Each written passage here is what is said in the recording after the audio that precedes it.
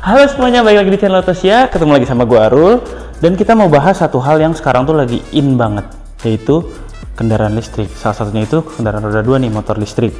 Nah ini adalah produk baru dari Smoot, yaitu Smoot The Sultan.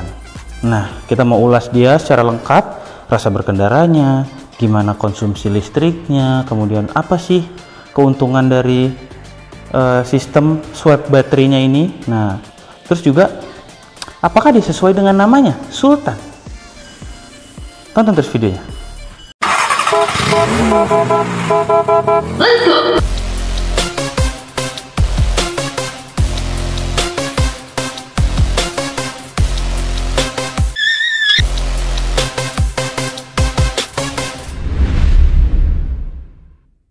Nah, sekarang kita lihat dulu dari bagian depannya.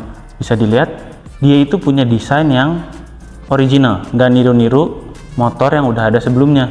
Kayak motor listrik Cina yang biasanya kita banyak lihat di jalan gitu ya. Nah, mulai dari lampunya. Lampunya ini, dia udah full LED. Di bagian tengahnya itu, dia untuk lampu low beamnya. Nah, terus kanan kirinya, itu dia untuk lampu high beam. Di sini ada lampu LED DRL. Nah, beda sama kebanyakan motor yang sekarang beredar, Smoot The Sultan ini lampunya masih bisa dimatiin. Jadi dia nggak ada teknologi AHU atau automated headlight on, jadi dia bisa nyala bisa mati. Pas ditanya ke pihak Smootnya kenapa masih kayak gitu, karena dia memikirkan untuk bagaimana menghemat baterai dengan mematikan lampu. Tapi ingat ya, kalau kalian pakai motor di jalanan itu wajib nyalain lampunya. Nah kemudian di sini ada lampu sein. Lampu seinnya tuh tipis, kecil. Di sini LED memanjang dengan beberapa titik. Dan nah, lihat lagi ke desain yang di bawah sini, dia punya dasi warna emas. Di sini ada agak moncong satu. Kalau dilihat sih kayaknya ini cuma aksen doang, nggak ada bolongannya. Jadi dia cuman aksen aja di sini silver, terus di sini dasinya itu emas. Itu untuk yang warna silver. Nah dia tuh ada macam-macam warnanya. Ada kombinasi biru, ada warna hitam, kemudian ada warna silver kayak gini. Jadi macam-macam deh, pilihannya itu banyak. Kan kita lihat kaki-kakinya. Di bagian depan dia pakai pelek ukuran 12 inci dan desainnya itu retro klasik juga kayak bodinya. Di sini warnanya hitam, kemudian aksen two tone-nya. Di sini ada aksen-aksen silver, garis-garis. Jadi kesannya itu ada kesan jari-jarinya gitu. Nah, untuk bannya sendiri dia pakai ban ukuran 100/90 ring 12 di depan dan 110/90 ring 12 di belakang. Jadi ban yang tebel ini, profil bannya kan kelihatannya tebel ya. Nah, dia ini sangat membantu ke kenyamanan ya, saat berkendara di jalanan keriting. Jadi nggak begitu keras lah, kebantu sama ban yang tebel ini. Nah, kalau soal suspensi, di depan dia pakai telescopic suspension dengan 2 garpu gitu, kayak motor konvensional. Dan kalau bisa dilihat bagian remnya di depan dan belakang itu sudah pakai cakram. Nah, kalahkan tuh beberapa motor Jepangan yang rem belakangnya masih tromol. Dari samping gimana menurut kalian? Dia tuh desainnya ya beda sama kebanyakan motor listrik yang ngacu ke pabrikan lain yang udah bikin duluan gitu. Kayak misalkan kalau kalian ingat kan, beberapa motor listrik Cina itu ambil basis desain dari Vespa. Ada Vespa Sprint yang di copy, ada Vespa LX yang di copy. Tapi kalau ini dia original, bener-bener nggak kelihatan kayak ngikutin sebuah motor gitu. Iya mungkin ada kemiripan, tapi sebenarnya dia ini desainnya original. Bisa dilihat di sini dia punya bodi samping yang ini bodinya plastik ya. Jangan terkecoh sama penampakannya, ini tetap plastik. Bodinya di sini ada tulisan The Sultan yang fontnya ala-ala Sultan. Terus di sini ada panel gold di bagian pegangan belakangnya, footstepnya gold. Terus juga di sini di bagian cover suspensi belakang ini ada gold dan silver yang sewarna body. Joknya coklat mewah dengan motif wajik. Ini joknya, sayangnya ini salah satu kekurangannya nih, joknya itu agak keras, tapi tetap sesuai kok buat kebutuhan sehari-hari di dalam kota yang ya nggak butuh jok nyaman-nyaman banget kan. Yang penting ada busanya, tapi enak, cocok kok buat harian ini motor sebenarnya. Nah terus juga proporsinya dari samping tuh enak, dilihatnya tuh nggak kayak motor listrik kebanyakan yang mungkin kelihatan agak cingkrang.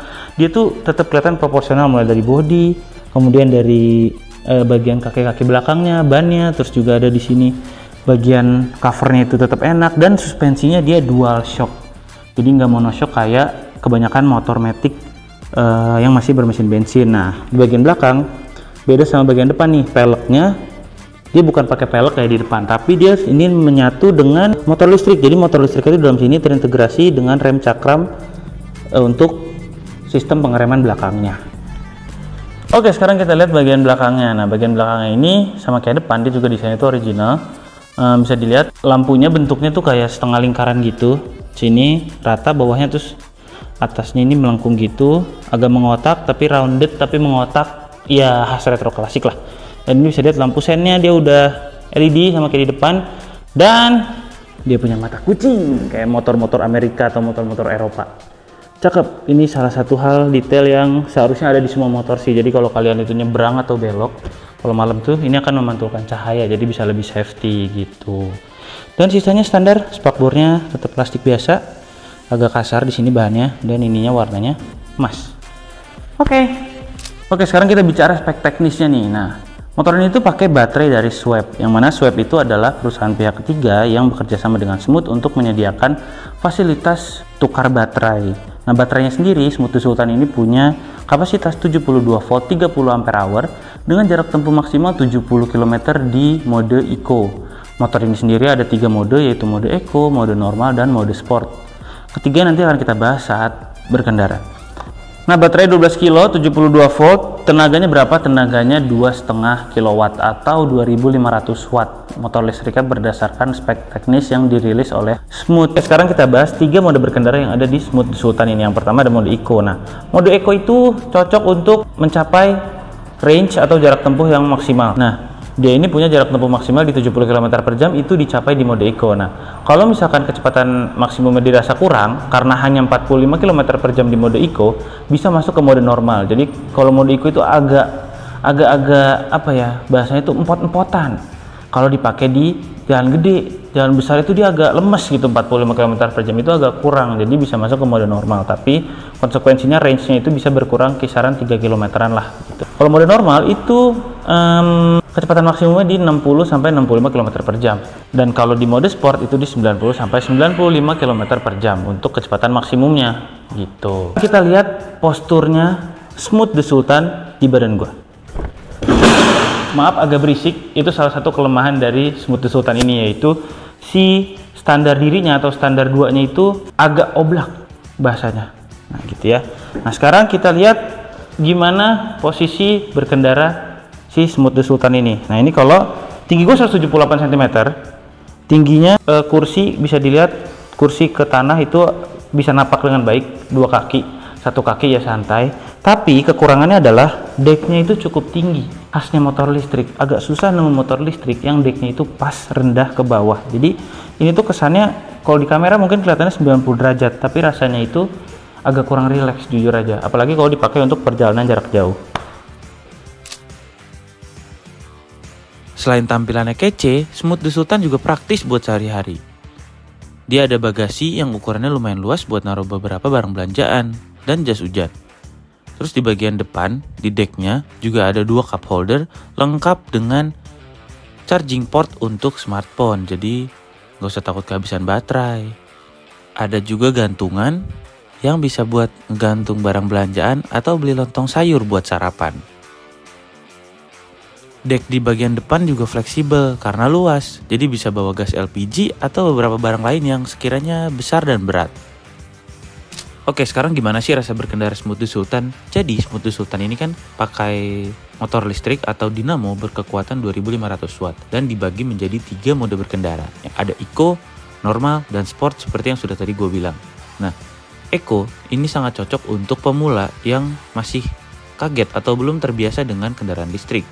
Karena dia penyaluran tenaganya halus dan juga kecepatan maksimum hanya di 45 km per jam. Kemudian masuk ke mode normal, itu dia lebih cocok untuk penggunaan sehari-hari, tapi range-nya akan berkurang sekitar 5 km. Kalau di mode sport, mungkin itu cocok buat ya sesekali kalau perlu nyalip atau ketemu tanjakan yang terjal banget. Kalau bicara soal suspensi, dia cenderung kaku untuk melahap jalanan bergelombang atau keriting, seperti permukaan jalan konblok. Tapi dia kan punya ban yang cukup tebal ya profilnya, di 100/90 di depan dan 110/90 di belakang. Itu sangat membantu untuk meredam kejut dari jalan. Jadi walaupun suspensinya agak kaku, bannya ini cukup membantu supaya bantingannya itu lebih nyaman. Kalau soal handling, so-so, tapi dia cukup oke kok buat nyelip-nyelip di antara kemacetan kota. Satu hal yang baru terasa ketika dilakukan saat perjalanan jauh, yaitu tenaganya akan berkurang ketika baterai sudah mencapai level di bawah 30-35%. Jadi di bawah 35% itu top speed akan lebih dibatasi lagi. Contoh, di mode Eco dia akan hanya bisa sampai di sekitaran 30-33 km per jam. Kemudian di mode normal hanya mentok di 45 km per jam. Begitu pula dengan Sport. Kecepatan maksimumnya akan turun beberapa kilometer per jam untuk melakukan penghematan daya. Sektor pengeremannya juga terbilang mumpuni, dia pakai cakram di depan dan cakram di belakang. Kemudian dia juga dilengkapi dengan fitur CBS atau Combi Brake System. Nah, feel remnya agak keras untuk rem belakang. Ditekannya harus perlu dengan tenaga ekstra, tapi remnya pakem, rem depannya enak. Cuman kendalanya di rem belakang doang yang feel-nya kurang natural karena agak kaku. Tapi overall remnya sangat oke. Ada satu kelemahan yang cukup mengganggu ketika harus berkendara dengan jarak jauh atau dengan waktu yang cukup panjang, yaitu bangkunya. Nah, jok dari motor ini itu terbilang keras, terbilang kaku, tidak memberikan support yang nyaman kepada tubuh.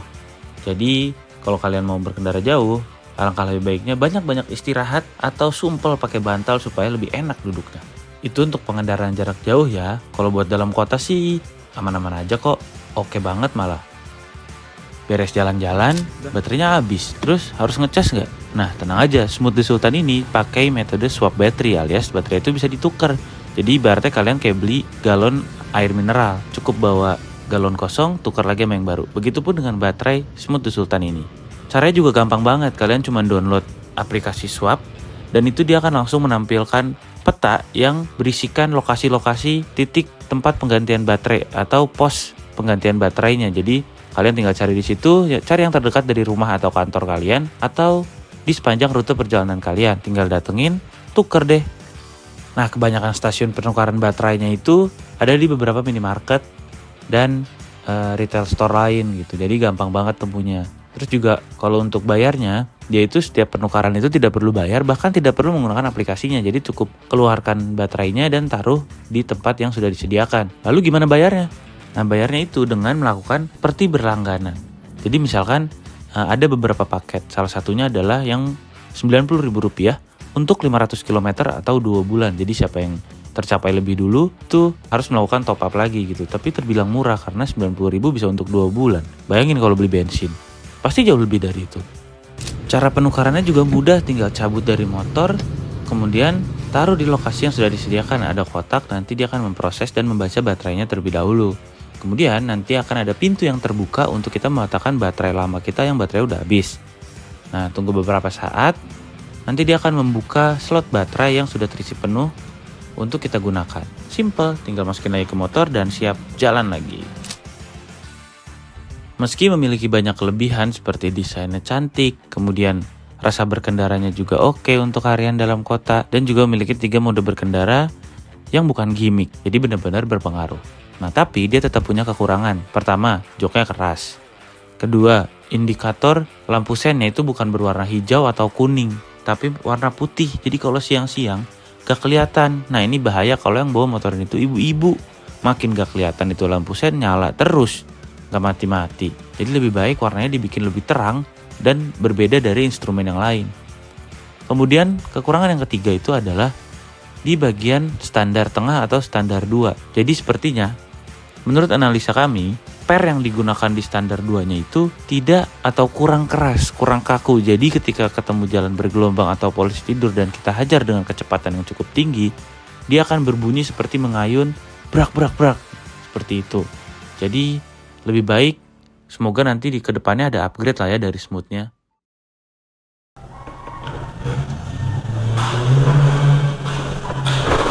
Nah, untuk closing, kenapa gue jalannya mundur? Karena motor ini bisa jalan mundur. Khas motor listrik yang lain bisa jalan mundur, jadi tukang parkir gabut. Kalian kalau pakai motor yang bisa mundur, gak usah bayar parkir. Karena bisa bisa mundur sendiri. Ya, tenang aja. Oke, kesimpulannya buat siapa sih motor ini? Motor ini itu cocok buat kalian yang commute di dalam kota aja, jarang keluar-keluar. Terus juga kalian males ngecas gitu ya, jadi tuker-tuker aja baterainya lah, nggak usah pakai ngecas-ngecas. Nah, ini cocok banget buat orang-orang yang males nunggu. Karena biayanya juga murah. Ngobrol sama pihak Smoothnya itu kisaran 90.000 itu bisa untuk 500 km atau 2 bulan. Jadi 500 km itu cuma butuh 90.000 rupiah. Murah kan? Murah, simple, bentuknya juga cakep, retro-retro gitu, khas mobil motor zaman sekarang, tapi tenaganya listrik. Harganya, motor ini dihargai seharga 24,9 juta rupiah. On the road Jadetabek, Jakarta, Depok, Tangerang, dan Bekasi. Gimana menurut kalian? Apakah ini worth it dengan harga segitu? Komen di bawah dan jangan lupa like dan subscribe ke channel Autosia untuk review-review atau video-video menarik tentang otomotif lainnya. Dan